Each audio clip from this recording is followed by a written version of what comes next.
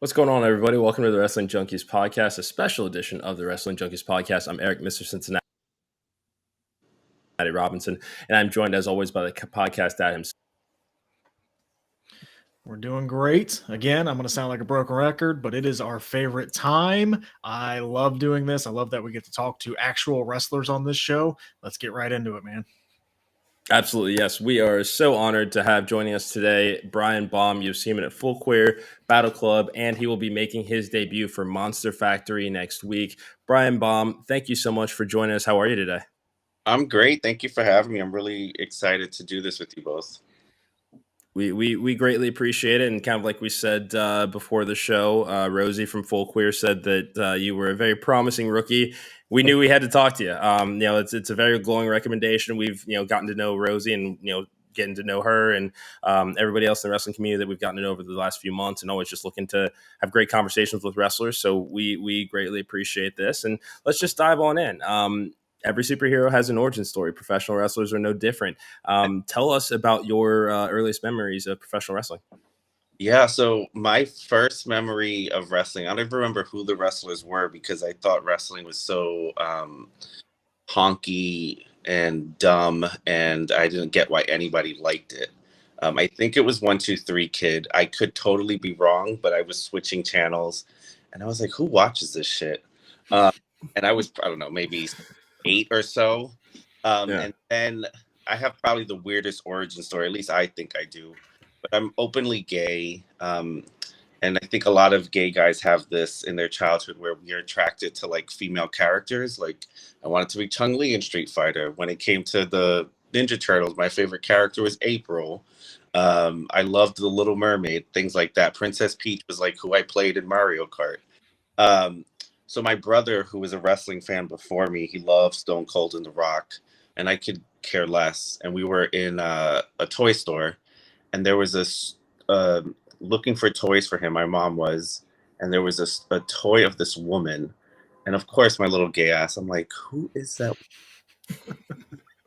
My mom, I remember her telling me, she was like, boys don't play girl toys or something like that. I was trying to get it for my brother. And I was like, well, I want to get it for me. And she got it for me. And I went to my brother when I got home. I was like, when she comes on TV, let me know. And so 2 weeks later, at least this is my memory, he screams my name. He's like, Brian. He's like, Sable's on TV. And I run to the room, and it was just a fucking formative memory. Sorry for my cursing. Out comes Sable looking like Pamela Anderson in this like leather with her boobies up. This was the segment where Luna was facing Tori, and Sable had turned heel on Tori, kicking her. And she's in these high heels, and I'm like, this is fucking amazing. Like, this is the best thing ever. Since that day, I was hooked. It was the women who hooked me, so then China after. But I became a wrestling fan pretty much after that and remained one since. It's awesome. Very cool. Yeah, that's a great story. Yeah, one of my first wrestling figures was Sable too, actually, in the red dress. Oh, yeah? I don't know if that was the same one, but it was I think it was her and Mark Merrow came in a pack, and I definitely got that one. So that's funny that you mentioned that. That's awesome. So my figure was the one with the black. She had like red heels on and a whip. The red dress one was yeah. I like the one with the whip and the cat suit. Yep. So yeah, that awesome story. How did training go for you? Like, what did that look like? Yeah, so I started training in my 30s, so I was a little bit older. If is 30s old? I guess it's old. He's old. Yeah, but when you're why the drive-by? What happened? I'm not 30 yet, so I will say that's old.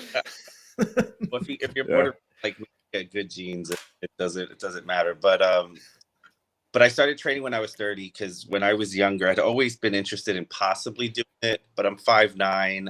I'm not exact. I never saw myself like what was on TV, like these guys who were 6'4", really, really muscly, had abs. And so it was just something I was a fan of, but in never my wildest dreams that I think I could do it. And in my 20s, I was very focused on my career. I work in public policy, kind of really advancing myself, and became very successful in my career. And then when COVID happened, I was lucky to work from home, but I started to realize like you never know in your life like what could happen, right? And I think a lot of us in that time were just searching for like meaning and joy because so much of our identities had been stripped from us, or even our access to like support and social situations. And so I told myself, I was like, what brings me joy? Like, what do I want to do? What would feel meaningful for me? And wrestling just kept coming up.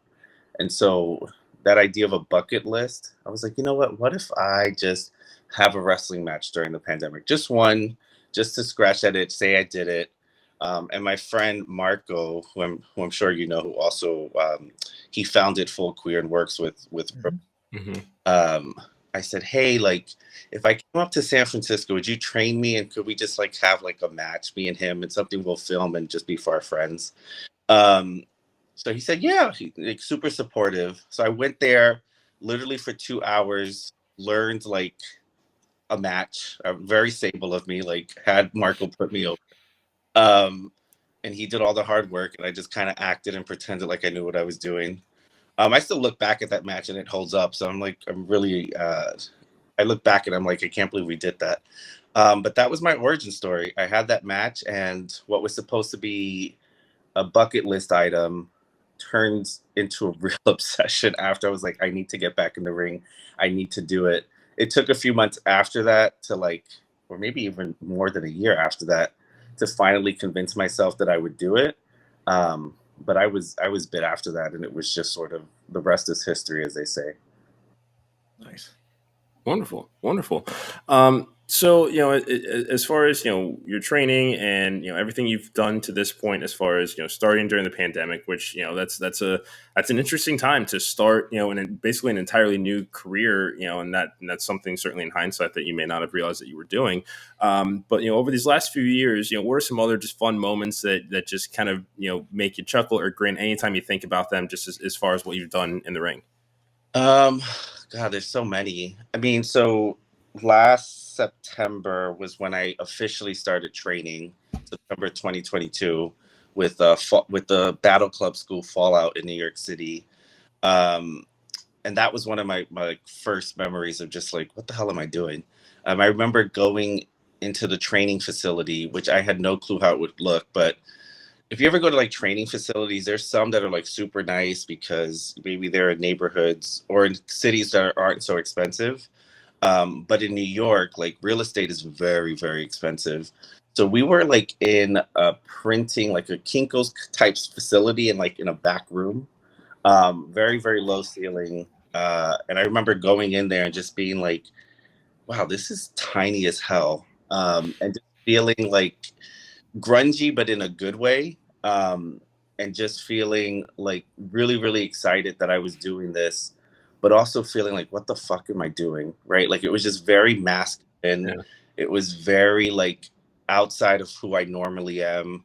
Um, but when I did that, I was just hooked. Everybody was so friendly. Everybody was cool as hell. Um, and as a gay guy, even though you asked for like funniest memories, I think you did, but as a gay guy, one of my biggest fears and insecurity was sort of the masculinity. Like, would they accept me? Would I have to sort of navigate like homophobia or just sort of like passive aggressive jokes? Um, but honestly, since my first day, they've been nothing but the Fallout School had been nothing but supportive and great. And I met so many great people there. But that first memory, just going in the ring and kind of seeing the low ceiling, this really enclosed space, very, very tight. We couldn't do like moonsaults or cross bodies or didn't have enough room. I just felt like, I was like, this is wrestling, and it felt good. Nice. Yes. Humble. Very cool. Humble beginnings. That's awesome to hear. So since you've been in the wrestling world, what's been, at least for you, the biggest misconception in that wrestling industry so far? Oh man, how much time do you have? We got plenty of time. Right? Misconception of wrestling or misconception of me as a person? I'll let you take either or.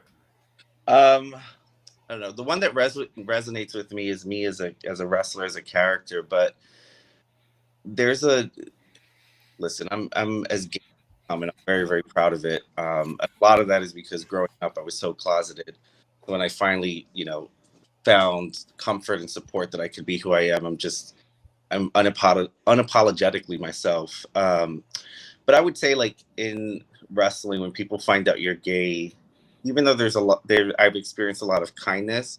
There's a lot of stereotyping too. Like, guys would come up to me, they'd be like, "You should work in your match," or "What if you kiss me in this spot?" And I am a proud, openly gay wrestler, but I never wanted to be a gay wrestler. And so for me, a lot of times when people try to put like these like flamboyant spots on me, or these sort of like very cliche like gay guy spots, I've had to be okay advocating for myself to like turn those things down, or give a different suggestion, because what I saw for myself, I think, was different than what a lot of people saw for me. Like, for me, I would describe my persona as like flamboyance meets like brute strength, or just like real aggression. I'm a pretty stocky guy, and I hit hard, and I can, throw someone pretty hard. So for me, that's the thing, that like, that's the biggest misconception, that because I'm gay, I had to act a certain way. Whereas for me, I was like, how do I marry all the authentic parts of myself, which is to be flamboyant, to be loud, but to be also very, very strong. I feel that I can stand across the ring from any guy and beat his ass as much as he thinks he can beat mine. And that's something I never, as a wrestler, want people to forget. Well, I'm certainly afraid of you now, so Yeah. that's good. Yeah. Well, just don't step Yeah. in the ring. Outside, I like to think I'm a very kind person. Good, because I probably will never have that chance, and I probably won't do that. So that's good. Well, Brian, if there's one thing that Chris and I always preach on our show, it's being kind. The IWC and wrestling can be very, very toxic, and we are just trying to make sure that everybody knows that we are one show that is for everybody, and try to be as inclusive as we can. And again, just preaching kindness. So as I was getting ready for this interview, I talked to Rosie, I talked to Marco, and I just wanted to get some kind words from them. That Chris hasn't heard these yet either, so I'm reading this directly from them, and I just want to get your reaction.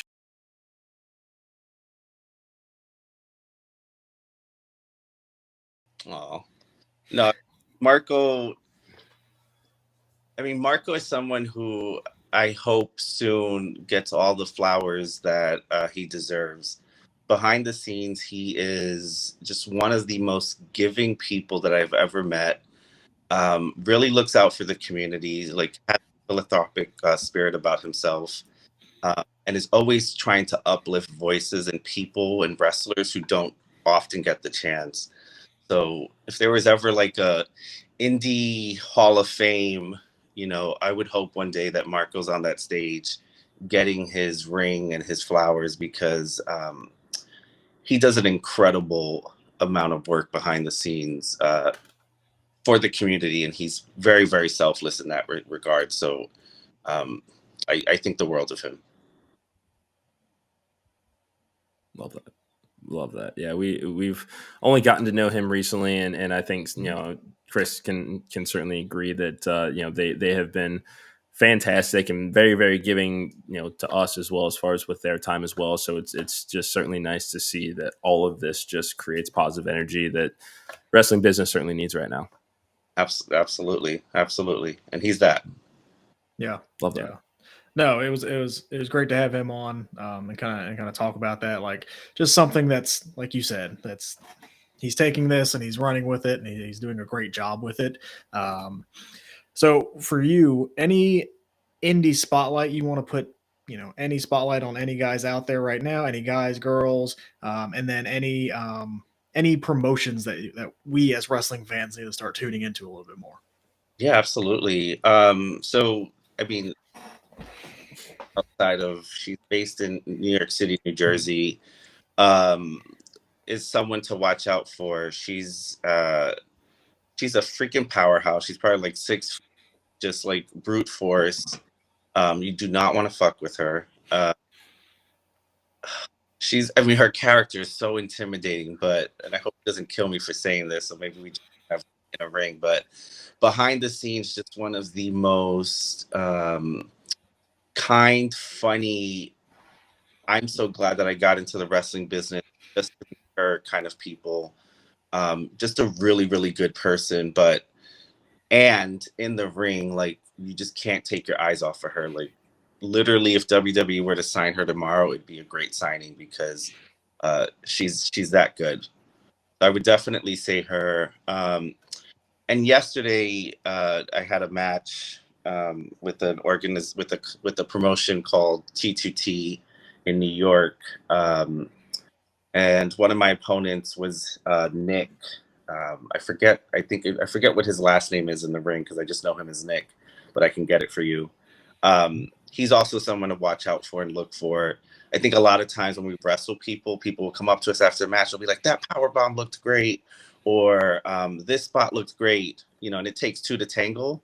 And in my professional life, I'm a managing director, I oversee a department, a communications department, and a lot of times people come up to me and be like, "Oh, that design was amazing," or like, "You got us in the New York Times. That's awesome."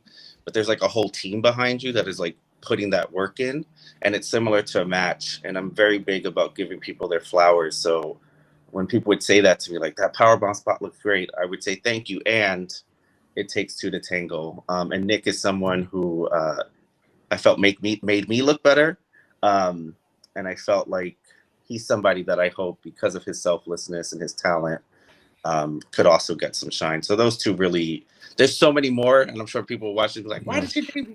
But it immediately popped into my head. Those two are people who I think are wonderful. Fantastic. Okay, cool. Fantastic. Yeah. No, we'll certainly be on the lookout. As we wrap up the interview here, Brian, tell all of our listeners kind of what you have going on as far as your events over the next couple of months as we go into 2024. Yeah, absolutely. So people, if they want to follow me on social media, they can do so on Twitter at Brian Bomb, on Instagram and TikTok on Real Brian Bomb, just because Brian Bomb was taken. I don't know by whom, but it was taken. They can find me at Battle Club shows. Again, I'm making my debut next week at Monster Factory. I'm doing shows with T2T. I'll be back out in California next year for Full Queer, most likely for the June show. And then obviously, still in my rookie year, just 1 year since I've been an active competitor. So growing my wings, trying to make connections. So I'll throw it back at them. If they want to see me at any promotions, let promoters know. I'm happy to travel. And I'm eager to get out there. When you start your first year, a lot of it's just like the grind and networking. And Sure. So as Sable would say, I'm ready, willing, and able. Love that. Love that. That is absolutely amazing how you were able to bring that back full circle Yes. to close out this interview. That is perfection. Zero notes. Brian Baum, thank you so very much for joining us. This was a fantastic conversation. Anytime you want to come back on the show, we would love to have you. Like I said, we just love talking to wrestlers. That's just point blank period why we do this. So we greatly appreciate you joining the show. Awesome. Thank you both for having me. I'm glad to be on, and thank you for giving wrestlers a space to just talk in the community that you're creating. It's much appreciated. Thank you. We greatly appreciate that. That's what we wanted to do with this, man. We just wanted, we're here to have fun, and the more wrestlers we can get on, and we have a future rookie of the year on right now, so that's amazing to have. A name to watch out for, so that's awesome. Thank you for being on, and it's just no problem at all for us. This is fun. Yeah. Thank you. I just say one thing, just because I feel like my absolutely heart is about Rosie, because I've said all these great things about Marco, but Rosie is another person who deserves her flowers. Really short. When I first met her, I was so intimidated by her. I was like, this girl, I don't know, like, there's something about her that scares me. I don't know if she likes me. I think she hates me. But as we got to know each other, we just treated each other with kindness, and we realized like we had so much in common. Like, we're both just in our personal life very interested in social justice and trying to make conditions in the world better for other people in our own careers and just personal life. But similar to Marco, she's just one of those unsung heroes who does so much for other people, and really is trying to create a positive space where everyone can thrive, especially those who haven't historically gotten opportunities. So I would not have felt good not saying something kind about her. One, because I mean it, but two, she helped facilitate this. So I just wanted to make sure that I said that. Absolutely. Yeah, we certainly could not agree more. And we certainly have some things in the works with Full Queer over the next coming weeks. We still got the holidays up, but we have some surprises in store. Brian, thank you for being you. We can't wait to see what you do next. And we're gonna stay tuned. So thank you once again. Yeah, thank you for having me. I appreciate it. Of course. For the podcast, Dad, I'm Mr. Cincinnati. This has been a special edition of the Wrestling Junkies podcast with Brian Baum. We'll talk to you guys soon.